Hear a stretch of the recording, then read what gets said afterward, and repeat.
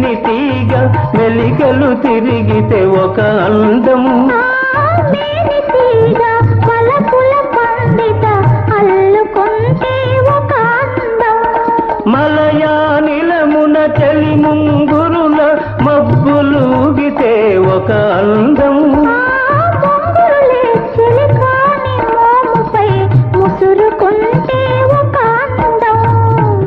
అదే ముద్దులొలికే అనుబంధం.